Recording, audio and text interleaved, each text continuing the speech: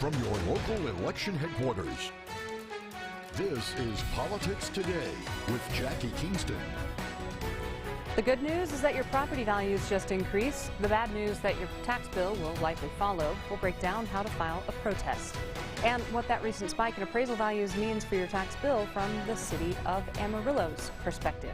Good morning, everyone. A packed show for you today as homeowners are dealing with sticker shock from their property tax appraisals. Everyone is bracing to pay more for housing, plus an upcoming bond election for Amarillo ISD. We're separating fact from rumor. A lot to get to, but we want to start with appraisals. Your home is likely worth more. That's according to latest appraisals being sent out by the Potter-Randall Appraisal District, PRAD. As we told you earlier this week, the Potter-Randall Appraisal District says property values are up by 25% on average, leaving many people concerned about what the increase might mean for their property tax bill. Politics Today's Kaylee Green hears from PRAD about possible solutions. PRAD is legally required to appraise properties at market value. And with little supply and properties selling for much higher than in years past, it's leading to increased appraisal values. My appraised value went up 50% from last year's value, and it was a little more than I was expecting. I'm not selling my house, so I'm not cashing in on all this. But there are options for property owners. If they feel like that value is too high based on what's actually going on in the market or their particular property, they can file a protest. Once we go through that process, the protest can be resolved informally. We can do that, or it can go to an appraisal review board hearing to resolve the protest. PRAD's chief appraiser, Jeffrey Dagley, says once it's settled, the appraisal is sent to the taxing entities to determine the taxes on the property. If someone does want to file a protest, we'd encourage them to do that on our website. On the notice, the top right, there's a website, gives the online portal, has an e-file pin there that the property owner can go to that website. They can file their protest online.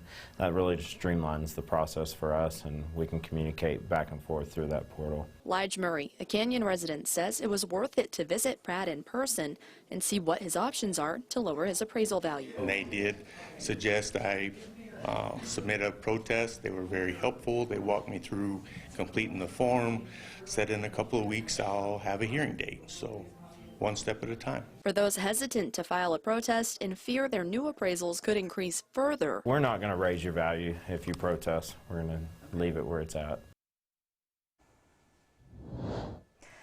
Dagley also encourages people to check to make sure they have the exemptions they qualify for, including the largest, the homestead exemption. That would limit the increase to 10% from the previous year. In studio, Kaylee Green, Politics Today. Jackie. Kaylee, thank you. As property owners in Potter and Randall see those increases in their appraisal values, the city of Amarillo is estimating higher taxable values. So we spoke with them this week. Laura Storrs, the city's assistant city manager and chief financial officer, says when values increase, the current tax rate produces more money.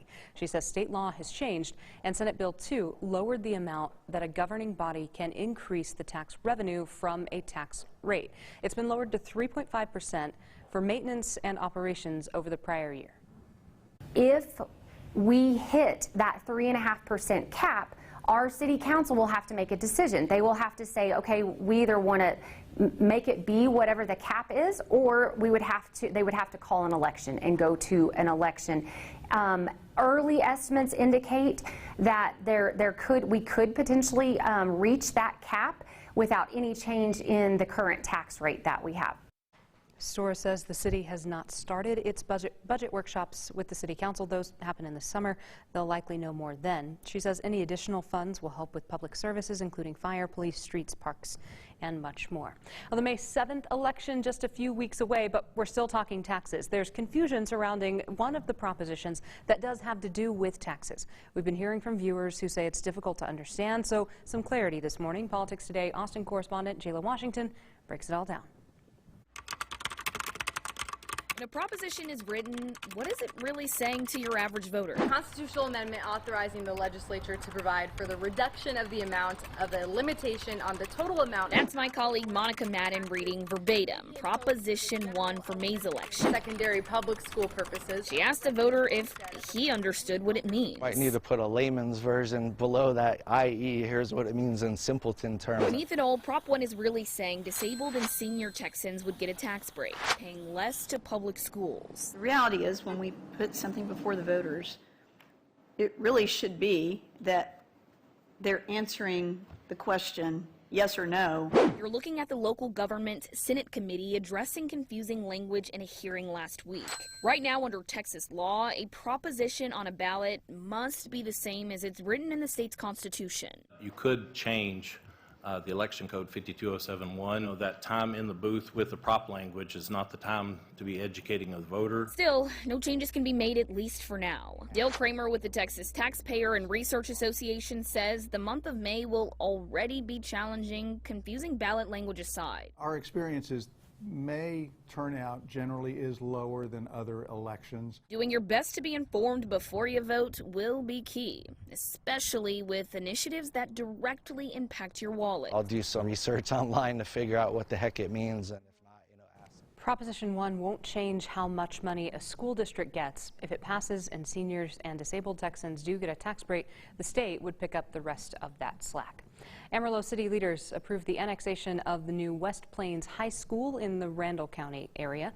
They voted 4-0 last week during the city council meeting to annex the 77.29 acre area to the city of Amarillo.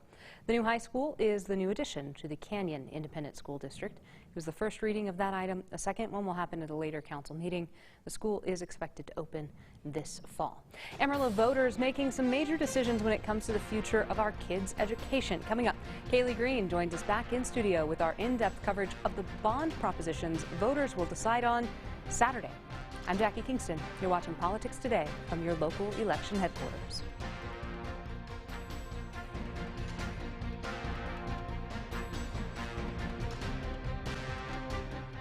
When voters in Amarillo ISD head to the polls on Saturday, they'll have 4 separate bond proposals to vote on and a lot to consider at the ballot box. Joining us now live in studio with details Politics Today's Kaylee Green, who has been on this story for us.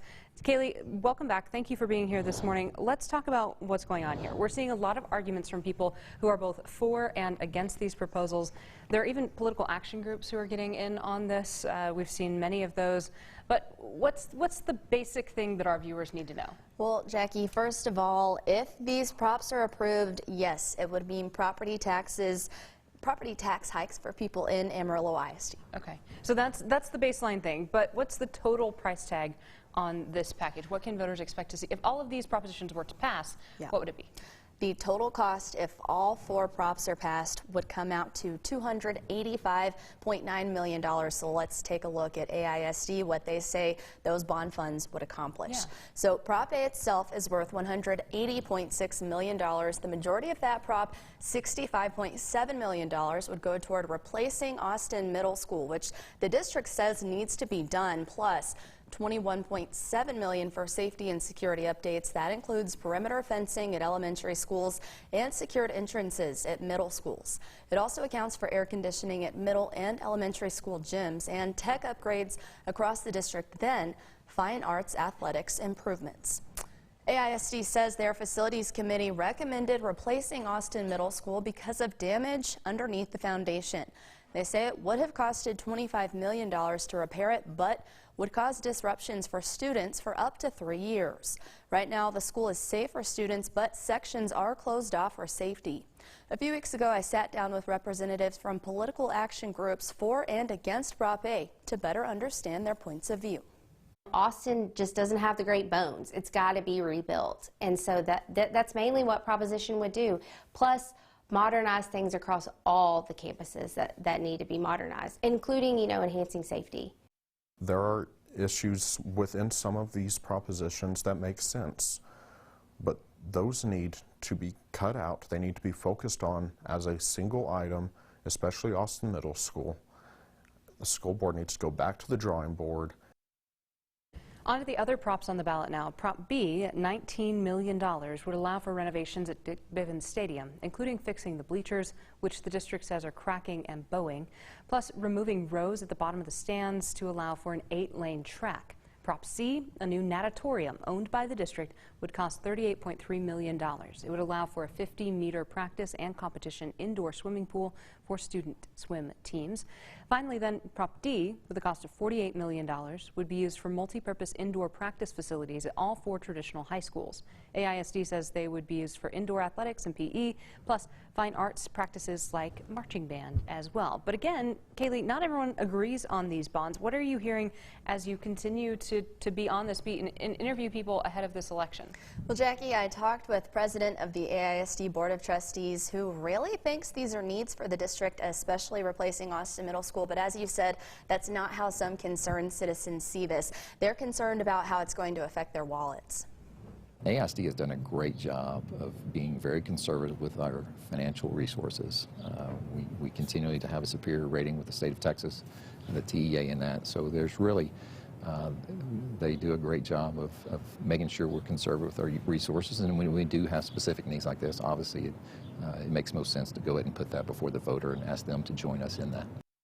The amount of the school bond is way too much. We need to vote them all 4 down. And we need to let them go back to the drawing board and bring us some more reasonable bond proposals that help take care of some of these hot buttons, these hot spots. So if these bonds passed, what would that do for your property taxes? Let's take a look. If Prop A, the largest bond, passes, monthly taxes would increase by $8.54 a month. Yearly, that would be an increase of $102.48. That's based on the average home in AISD valued at $165,000. If all 4 bonds pass, the monthly tax increase would be $13.54 or $162.48 yearly. Jackie. Kaylee, thank you. While that doesn't cover every fine detail of what's going on, you've got more reporting in the next coming days. And that kind of paints a broader picture. If people are voting early, they kind of have time to do that now. But when can we expect more early voting and proposition coverage from you? You've got a couple of big stories coming up this week. Yeah, so absolutely. We've got 2 big stories coming up. Kind of another look at these bond proposals. You can catch those both here on KMR Local 4 on the news at 10. Those will be on Tuesday and Wednesday. Kaylee, as always, thank you for your work. Speaking of voting, early voting does continue. Right now, the election is not for the primary runoffs, however. That's something to keep in mind. That is scheduled for May 24th. 2 opportunities for you to vote this month, the month of May. Early voting for this election, which includes those taxation issues that we talked about earlier in this newscast and the ones that Kaylee just outlined for us, those are happening right now. Early voting ends on May 3rd. Election Day is happening on May 7th, and we'll have full coverage of those returns on air and online here on KAMR Local 4. We're going to talk more about that runoff election. Speaking of, the one later in the month, 2 Republican candidates are heading toward a runoff for the 47th District Court judgeship. Hear from those candidates both after this.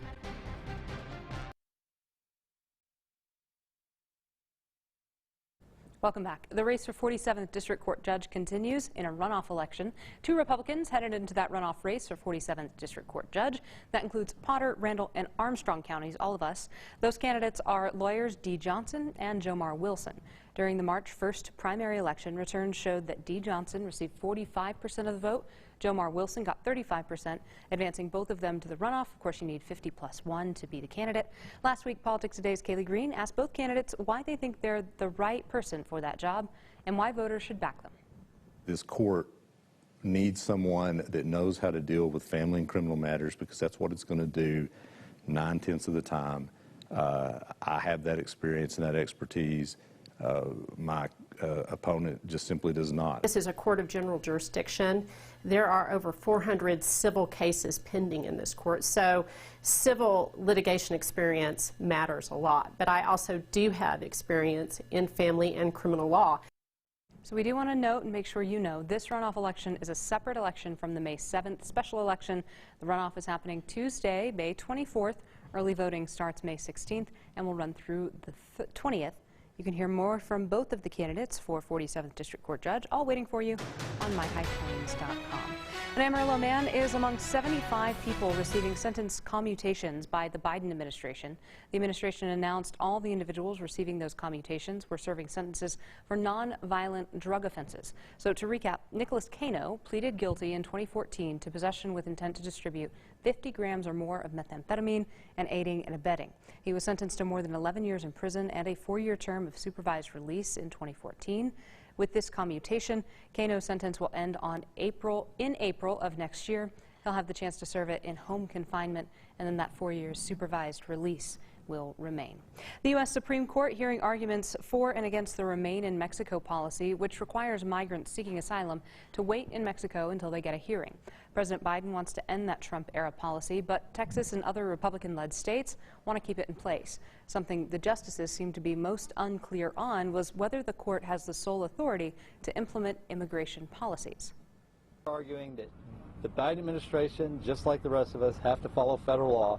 They either have to detain them or send them back to their country of origin. We're dealing with people, with human beings, with children, and we must respond correctly to human life.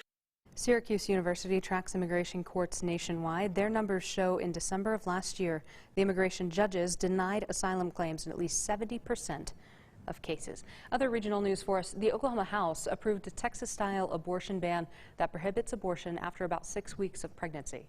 The bill now heads to Republican Governor Kevin Stitt. He is expected to sign it. This airs Sunday. We tape it Friday. He may have already done this. The bill prohibits abortions once cardiac activity can be detected in the fetus. Experts say that's typically about 6 weeks into a pregnancy before many women know that they're pregnant. Like Texas, this bill also allows private citizens to sue abortion providers or anyone who helps a woman obtain an abortion.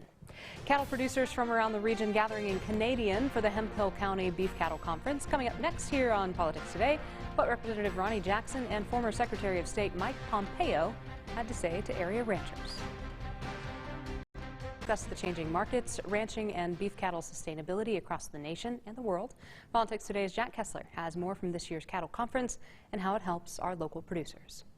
Throughout the next 2 days, ranchers and producers will hear about the latest in ranching and beef cattle markets and management advice from national experts at the annual Beef Cattle Conference. Number one ag district in the state of Texas is the 13th Congressional District of Texas, and more fed cattle and more beef here than anywhere else in the country.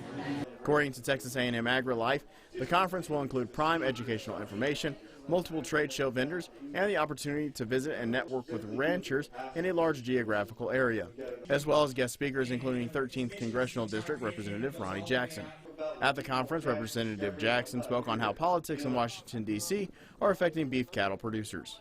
We've got some issues that we were talking about today with overregulation from the Biden administration, kind of the climate change assault that is extended from oil and gas into our ag with our farmers and ranchers. He also spoke on international issues and how they affect cattle producers back here at home. We have China, Taiwan, Japan, places like that, big markets for the export of beef for our country, and it's really important to the beef industry that we maintain those export markets. And you know, the way the Chinese are threatening people around the world, in particular Taiwan, we got to look ahead and see how that's going to impact our beef industry and look for other markets, alternative markets, to make sure that our beef industry doesn't take a hit if something overseas goes wrong. Another guest speaker was former Secretary of State Mike Pompeo, who spoke on his time during the Trump administration and took questions from the crowd. He spoke on the importance of instilling hard work in younger people and how the High Plains has a strong work ethic. That culture of work and service matters, and it's places like this that get that, and I'm afraid in our big cities and other places in America we're losing that central idea, and if we do, inflation will be worse and America will be far worse off for it as well. The beef conference was held both in person and virtually. More to get to this morning. Stay with us. One more thing as we leave you this morning, more information has been released on the U.S. House of Representatives Committee on Ethics investigation into Congressman Ronnie Jackson. According to data from the Federal Election Commission, the campaign has multiple reported charges at the Amarillo Club. That's from October 2020 to March of 2022. According to the FEC's website, campaigns are not allowed to use donated funds for charges to any non-political organizations unless they are a part of the cost of a specific fundraising event that takes place on the organization's premises. When asked about these reported charges, spokesperson Casey Nelson said in a statement, quote, "These costs are strictly associated with campaign and fundraising events. Representative Jackson nor any member of his family have ever been to the Amarillo Club for personal use," end quote. Officials from Jackson's campaign say they expect this matter to be dismissed. When asked recently with both the U.S. House of Representatives Committee on Ethics and the Office of Congressional Ethics, they had no comment regarding this story, this ongoing investigation. Officials from the U.S. House of Representatives Committee on Ethics previously told us they will announce their course of action on or before May 23rd, and we will be keeping an eye on that for you. Our digital reporter, David Gay, has a full breakdown of those charges in question, along with more information on the committee's investigation. That is all waiting for you on myhighplains.com. Thank you for being here this morning. Don't forget that you can follow along with us on social media. I'm on Facebook. I'm on Twitter. Jackie Kingston plus the #1 there. You know how much I value your feedback on social media. Thanks for being here this morning. Have a great week. Get out and vote. We'll see you for a recap next Sunday.